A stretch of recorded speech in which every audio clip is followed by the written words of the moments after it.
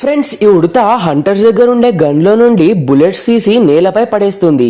And కిందకి వచ్చి ఆ బుల్లెట్ ని కొరికి అందులో ఉండే కెమికల్ పౌడర్ ని కింద పడేసి అందులో ఆకుల్ని పెడుతుంది. అండ్ ఏం తెలియనట్టు ఆ బుల్లెట్స్ ని ఆ గన్ లో ఫిక్స్ చేసి వుడ్ పెక్కర్ కి నీ పని స్టార్ట్ చేయని అంటుంది. అప్పుడు వుడ్ పెక్కర్ చెట్టు కొట్టడం స్టార్ట్ చేస్తుంది.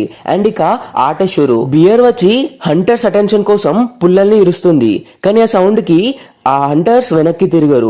సో బియర్ వాళ్ళని భయపెడదామని డిసైడ్ అయి వాళ్ళని భయపెడుతుంది.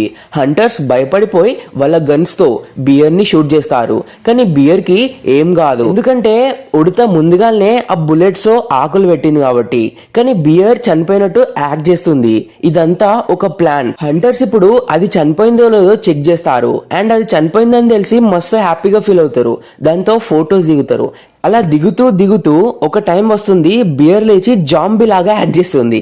అండ్ ఆ అడవిలో ఉండే చిన్న యానిమల్స్ హంటర్స్ ని రాళ్లతో కొడతాయి. అండ్ ఇలా వీళ్ళందరూ కలిసి హంటర్స్ ని వెళ్ళగొడతారు. చూసారా, యూనిటీగా ఒకటిగా ఉంటే ఎవ్వరు మనల్ని ఏం చేయలేరు అనడానికి ఇదొక నిదర్శనం.